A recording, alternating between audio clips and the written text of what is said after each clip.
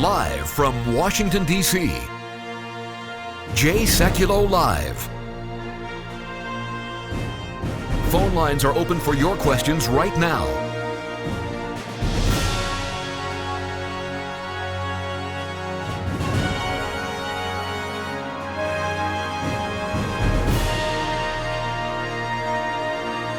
And now, your host, Jordan Sekulow.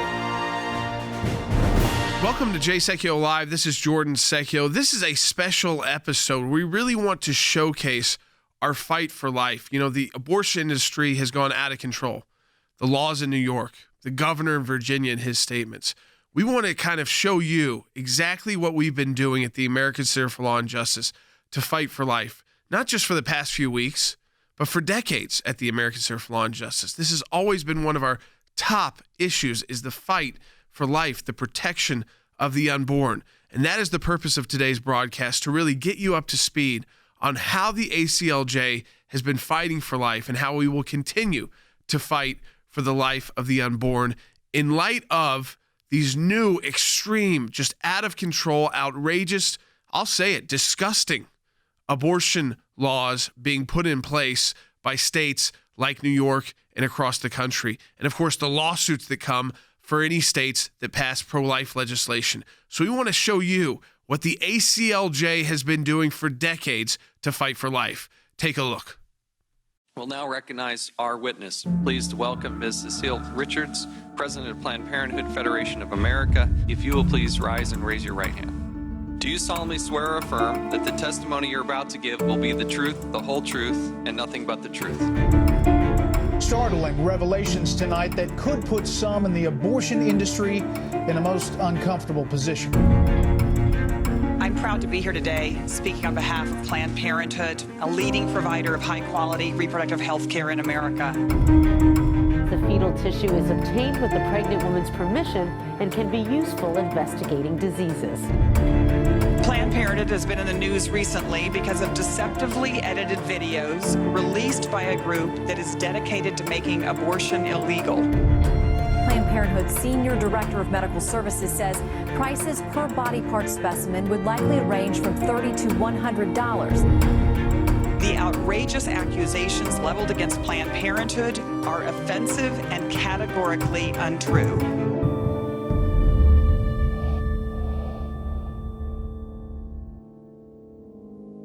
It's been nearly 100 years since the first health clinic of what later would become Planned Parenthood opened its doors to women in Brooklyn. And for nearly a century now, one core principle has guided everything all of you do: that women should be allowed to make their own decisions about their own health. It's a simple principle. Even though we claim to be a pro-women's healthcare movement, we really did treat women like second-class citizens. We were destroying women. We were destroying women. Now, maybe I only focused on the one that we were destroying by major surgery, but we were destroying women's lives. One of the things that Planned Parenthood understands is that most Americans, even if they believe that abortion should be legal, they believe that it should be rare, and therefore Planned Parenthood has to position itself as a healthcare provider. They don't want to be known as Abortion Inc. And so they know that there is political expediency as well as public relations expediency to portray themselves as this very wide-ranging women's health organization. Because we believe that women's health care does not come with a political label. That simply having legal rights doesn't mean anything. You actually can't access health care and control your own bodies. Planned Parenthood does not provide any sort of emotional support for women after they've had an abortion, because they really believe that women are not going to have any regrets after having an abortion. I mean, in fact, for the 8 years that I worked at Planned Parenthood, I really firmly believe that women did not regret their abortion procedures.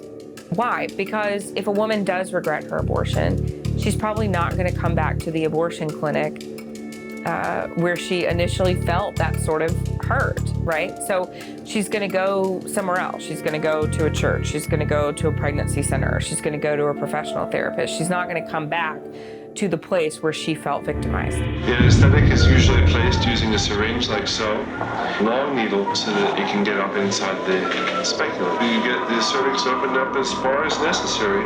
A suction curette is used to go inside the uterus. It's hooked up to the suction machine like a vacuum cleaner. The abortion procedure was a blind procedure. So an ultrasound was used, but we only used the ultrasound to determine how far along the woman was in her pregnancy. Then the ultrasound was rolled away. And the doctor would come in and he had a suction tube and he would just blindly poke around inside the woman's uterus until he thought he had enough blood and tissue in a glass jar. So when this doctor came in and told me, you know, surprisingly, it is safer if a doctor can see what he's doing while he's performing surgery, I just thought, well, gosh, if that's safer for a woman, then why aren't we doing that at Planned Parenthood? I mean, aren't we about keeping women safe? That's what we say. So I went and asked my supervisor about it. She said using an ultrasound during an abortion takes about an extra 3 to 5 minutes of time. And our goal inside of Planned Parenthood was to have a woman on the table, off the table, abortion completed in 5 minutes.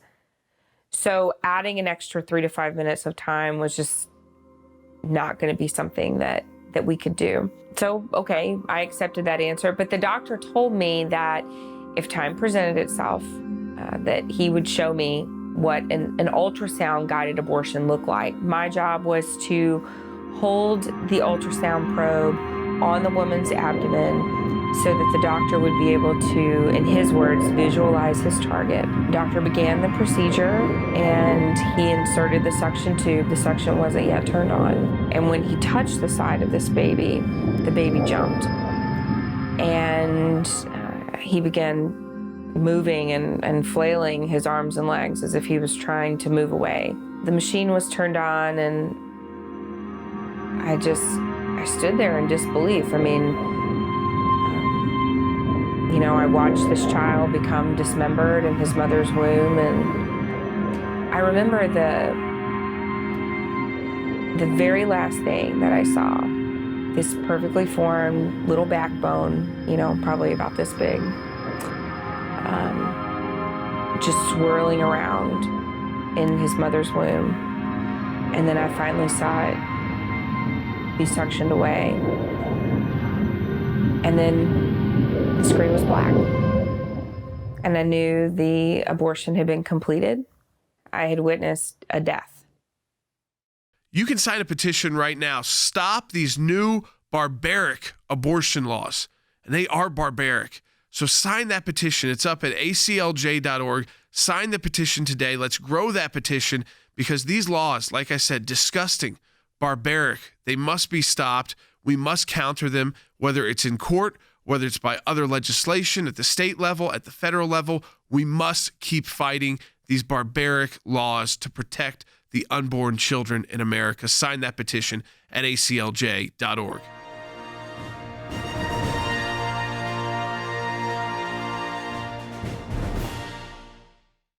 The state of New York just passed one of the most barbaric abortion laws in U.S. history, essentially making it legal to abort a baby at any stage of pregnancy up to the moment of birth. It even removes legal protections for babies born alive from botched abortions. Now, other states are trying to do the same thing. At the American Center for Law and Justice, we've assembled our team to fight back. We're preparing to send Freedom of Information Act letters in an effort to expose exactly how involved Planned Parenthood and the abortion industry were in pushing this new law forward. We're looking at every possible way to challenge the New York law. We're mobilizing to ensure that these laws cannot be used to target pro-life doctors and nurses and force them to perform abortions. And we're examining other legal angles as other states look to pass similar laws. You can make a tremendous difference in this fight to protect life. Add your name today to our petition to expose and defeat barbaric abortion laws. Online, aclj.org.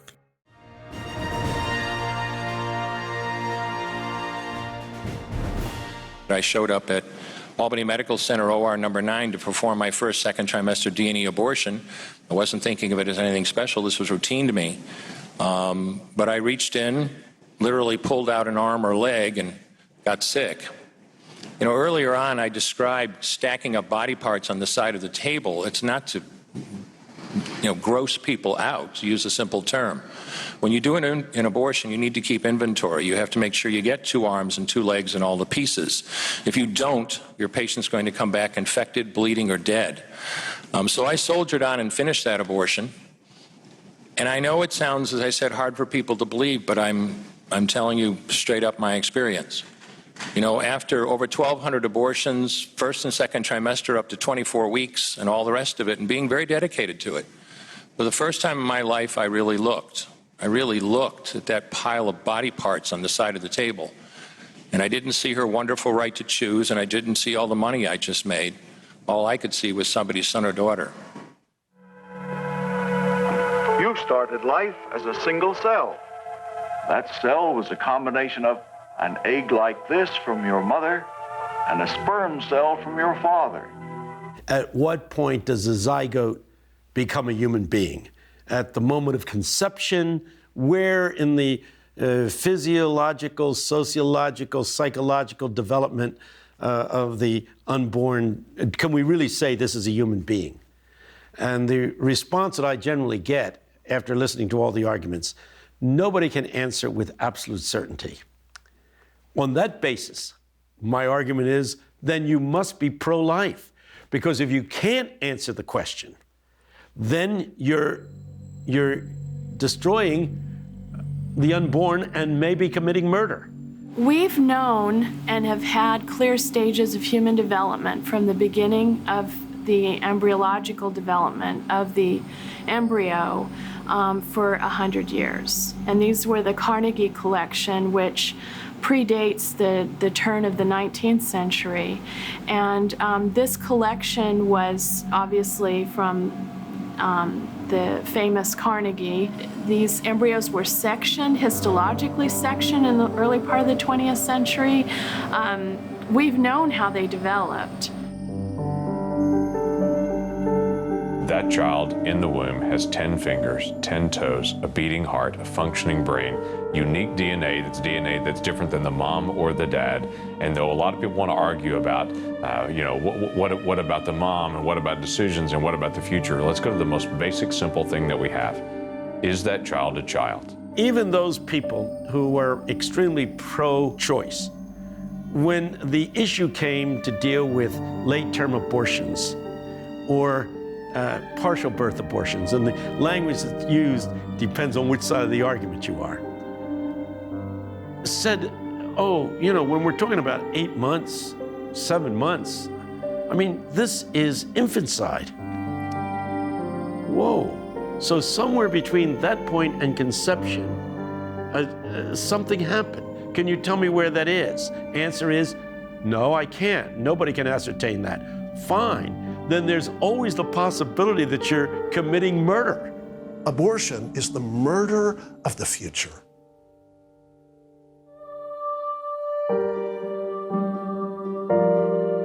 When someone has a pregnancy test, they're not determining whether they have a fetus or not. They're determining whether they have a baby or not.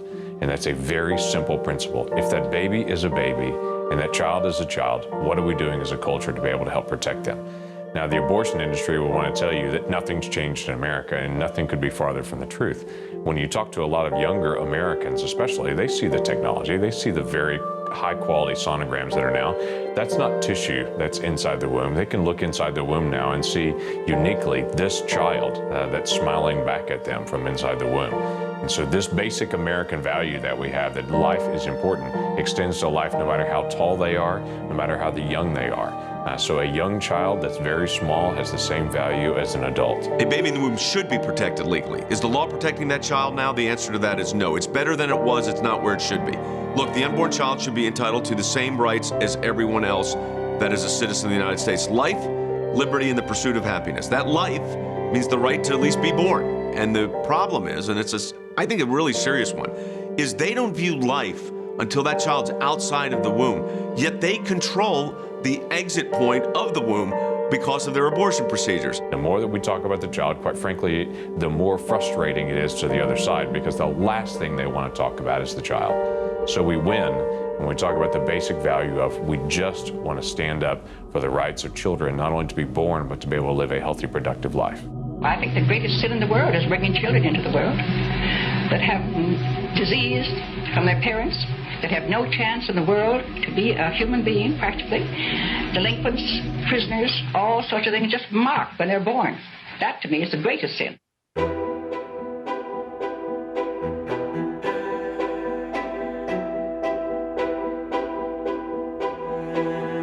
Right now, the Guttmacher Institute, which is a Planned Parenthood-controlled organization, points the number of abortions a year at about 1 million. Over a third of those, about 330,000 of those abortions, are performed by Planned Parenthood. Planned Parenthood is the single largest entity performing abortions. There are other facilities that may be affiliates of Planned Parenthood or independent abortion clinics out there that are performing a lot of abortions as well, but the number is staggering. It's over 1 million a year. I believe that saying you sold abortions is accurate because it's a business, still the largest regulated to any extent, mostly unregulated business in the land, second only to drugs, illegal drugs. And we don't have any idea how much money really goes into the abortion industry because so many are underreported because it's mostly cash business. Most states don't regulate. So I think what we need to look at is the business of abortion. And the business of abortion starts with a sale. You know, honestly, it's not hard to sell an abortion to a woman who is vulnerable, who's scared, you know, particularly if they're young, if they're in college, if they sort of have some goals. We can manipulate them in a way that makes it seem like they can't reach these goals unless they have that abortion. They know exactly what they're doing. They're putting those babies' body parts together in the back room. They know they're killing babies. And most people working in the abortion clinic make more money than they can anywhere else. And so they are paid to look the other way and kill babies, and they know it. Our supervisors would relay the budget to us and say, this is how many abortions need to be sold. This is how many abortions need to be performed at your facility every month. And if you don't make that quota, if you don't meet that level, that number, then you start losing staff. Planned Parenthood views abortion as a business. It is their business. They're in the business of terminating human life. They don't apologize for it. They say it's part of a service that they're rendering, but in reality, what abortion is the taking of an unborn child's life. The cost of an abortion depends on how far along the woman is in her pregnancy. So a first trimester abortion, you know, let's say anywhere from 5 to 10 weeks is going to be around $450. This was at my facility in Bryan. From 10 to 12 weeks, it's going to be $595. 12 to 14 weeks is going to be $695, and it just continues to go up. So, you know, if you're looking at a 14 to 16 week abortion, that's going to be about $895. So it continues to go up. We know that there are physicians that perform abortions into the third trimester. There's one physician in Colorado, Dr. Warren Hearn, who performs abortions up until the date of birth. What we know is that an abortion around 30 weeks with Dr. Hearn is somewhere around $17,000. So the price just continues to increase the further along the woman is in her pregnancy. And that's not really because the procedure changes that much, particularly in the first trimester. The procedure is the same, but it's riskier. So there's higher risk to the woman the further along she is in her pregnancy. Get your money, come on in. There are no free abortions. If abortions are so good for women, why aren't they free? They're in the business of abortion. They worship at the altar of abortion, and they can call it a matter of, sometimes I'll call it the product of conception or a fetal demise. All of that means the same thing. It's the destruction of a human life. Planned Parenthood is willing to be a loss leader in the family planning business because they know they will make up for it in their abortion revenue. They want to be basically judge, jury, and executioner. That's what Planned Parenthood is. They're the judge, they're the jury, and executioner on life, and that's ridiculous. You can sign a petition right now. Stop these new barbaric abortion laws. And they are barbaric. So sign that petition. It's up at aclj.org. Sign the petition today. Let's grow that petition because these laws, like I said, disgusting, barbaric, they must be stopped. We must counter them, whether it's in court whether it's by other legislation at the state level, at the federal level. We must keep fighting these barbaric laws to protect the unborn children in America. Sign that petition at aclj.org.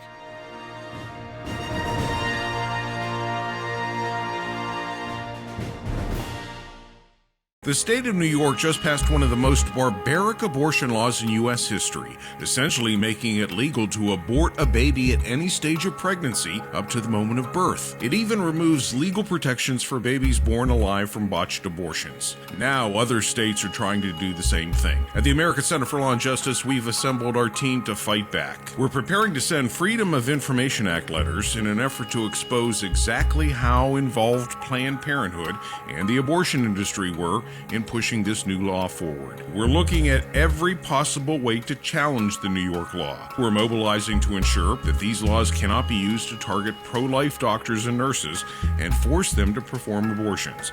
And we're examining other legal angles as other states look to pass similar laws. You can make a tremendous difference in this fight to protect life. Add your name today to our petition to expose and defeat barbaric abortion laws. Online, aclj.org.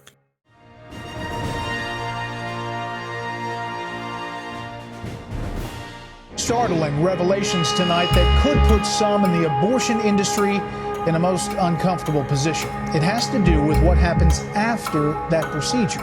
There is a legal side of this. Harvesting organs, fetal tissue like this, is illegal.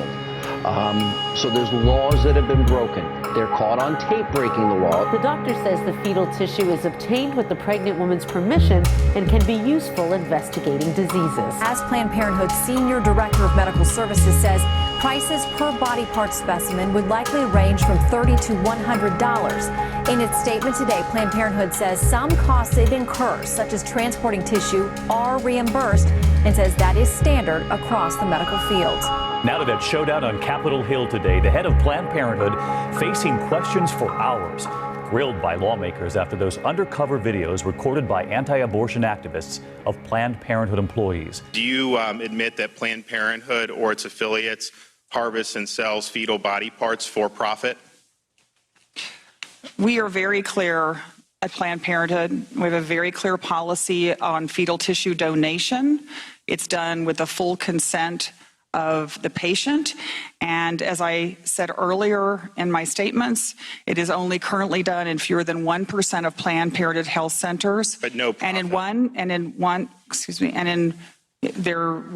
One affiliate in Washington State that does not receive any reimbursement for their costs, and there's only one other one which is in California, and they've assured us that whatever reimbursement they receive, it is less than what the costs are for providing fetal tissue. For many years, pro-lifers have told America that the abortion industry was grisly, that it was brutal, that it was inhumane, and that it was flippant in its brazen embrace of the culture of death.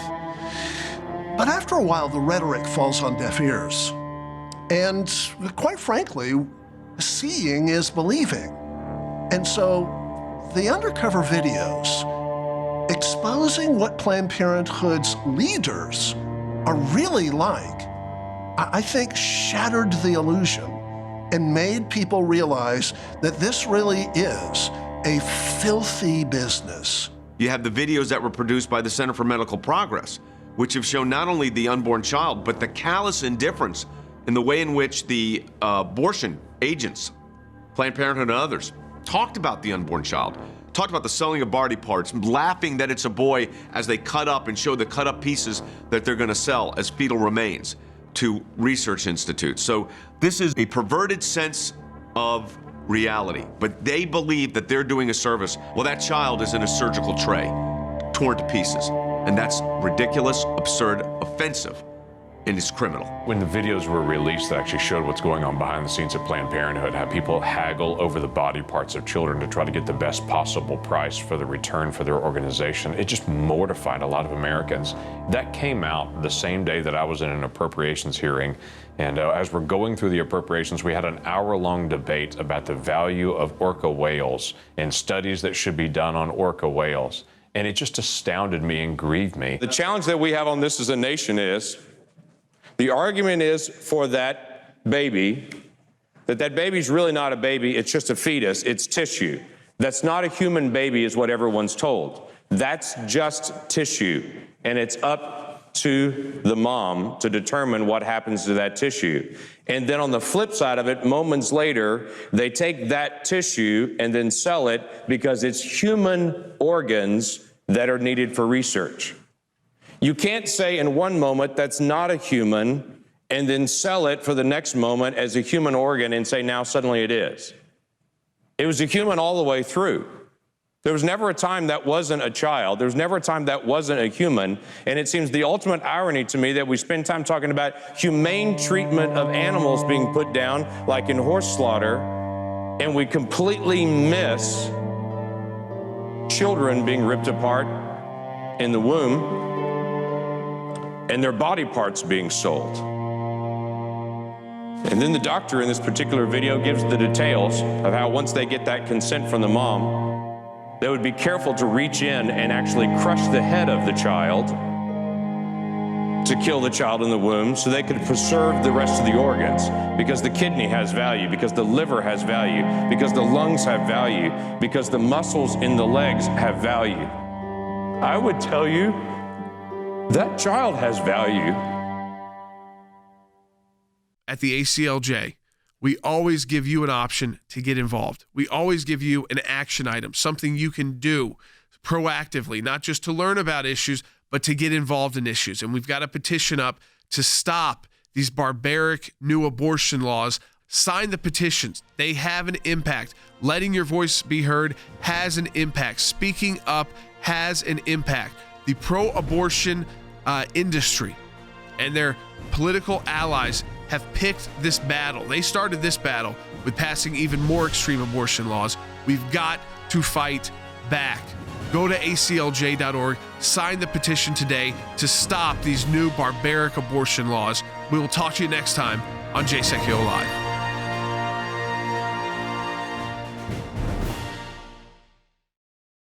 The state of New York just passed one of the most barbaric abortion laws in U.S. history, essentially making it legal to abort a baby at any stage of pregnancy up to the moment of birth. It even removes legal protections for babies born alive from botched abortions. Now, other states are trying to do the same thing. At the American Center for Law and Justice, we've assembled our team to fight back. We're preparing to send Freedom of Information Act letters in an effort to expose exactly how involved Planned Parenthood and the abortion industry were in pushing this new law forward. We're looking at every possible way to challenge the New York law. We're mobilizing to ensure that these laws cannot be used to target pro-life doctors and nurses and force them to perform abortions.